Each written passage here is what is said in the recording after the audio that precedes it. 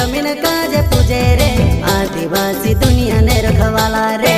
बाप देव खत्री काज पूजे रे आदिवासी सबसे निराला रे।